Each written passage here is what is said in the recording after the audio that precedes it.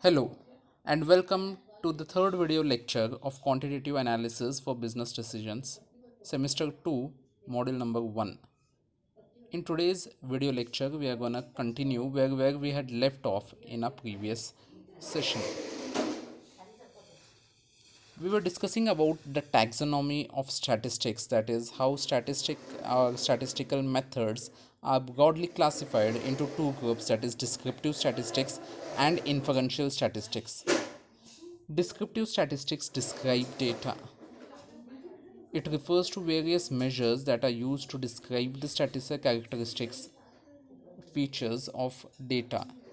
Such measures include measures of central tendencies, measures of dispersion, etc. Example, average, mean, that is, and median, mode. Then we also have dispersion, that is, range, coefficient of variation, standard deviation, and other things. So basically, descriptive data is used to describe the data. On the other hand, we have inferential methods. Here we infer something based upon sample characteristics. That is, we do certain tests on sample and then we find out the results of the sample, and whatever the results of the sample are there, that are applied to the entire population. These methods which are there which come under inferential methods are not there in a syllabus that we'll study in more probably semester number 3. Now, in your entire syllabus of statistics or quantitative analysis of business decisions, you have only descriptive methods. In that, you have these methods as well as these methods. Again, multivariate methods are not there. So this is how your uh, things are laid up. Now coming back to the methods, that is descriptive methods. I hope you can very easily find out the descriptive methods in this. The descriptive methods can be applied to univariate data, bivariate data, and multivariate data. Now what is the meaning of univariate, bivariate, and multivariate? Let us understand what is a univariate data. As the name suggests, uni means one, and variate. So only one variable is there. One variable we are studying at a time. Then we have bivariate, that is, bi means two. So two variables we are studying at a time. And multivariate, that is, we are studying more than two variables at a time. Now what happens in univariate data? An example of univariate data is, for example, if we are studying the weight of say 100 patients at a time, so increase in weight or decrease in weight. Here the only variable that we are studying is the weight, that is change in weight. So weight is the only variable that we are studying, so it falls under univariate data. Bivariate data, for example, two variables at a time. For example, the stay in hospital number of days and change in their weight. Now two different things we are studying.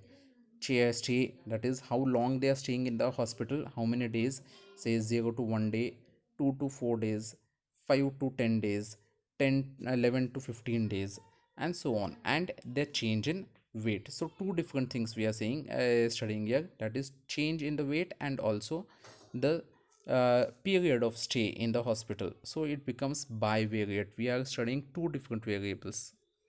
And on the other hand, we have multivariate. So if we add one more dimensions to it, for example, the dosage of the medicines they are taking, or any other thing, then it becomes multivariate analysis or multivariate data. Now in univariate data, we are studying what all things. We'll see. First one, we are studying the shape of the distribution, the center of the distribution, and the spread of the distribution, along with some other things like a relative position of the data. Now why these three are important? Especially now, whenever you have a univariate data, you can describe it completely only when you explain the center, that is where the center of the data is, what is the spread of the data, that is dispersion, and what is the shape of the data. So if these three things are said, or when I tell you, I explain the univariate data in a complete way. So now univariate data, shape. Shape can be explained in the form of kurtosis or skewness. Center of the data can be explained in the form of central tendencies, that is mean, median, or mode. Spread of the data can be explained with the help of dispersion, that or coefficient of variation or standard deviation or variance. And relative position of the data can be explained with the help of percentiles, deciles, quartiles. So this is how we study univariate data, and all of these things are there in your syllabus. Then comes bivariate data. Bivariate data, we are studying correlation, which is covered in module number 5. And we are also studying regression, that is prediction of an unknown variable from the value of a known variable. So this is covered in module number 5. Here two variables are there. Correlation is a study of relationship that exists between two or more variables. In this case only two variables, because it is bivariate data. So it is the study of the degree of association between two variables. Regression is a method of identifying or finding out the value of an unknown variable from the value of a known variable. So it is prediction of a value. So these are the things that come under bivariate data.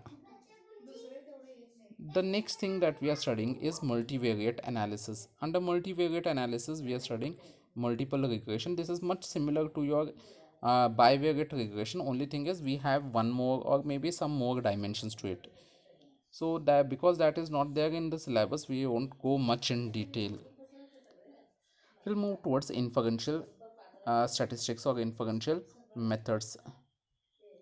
Now, inferential methods are again divided into two types, that is applied to means and applied to this populations, or applied to means and applied to other statistics.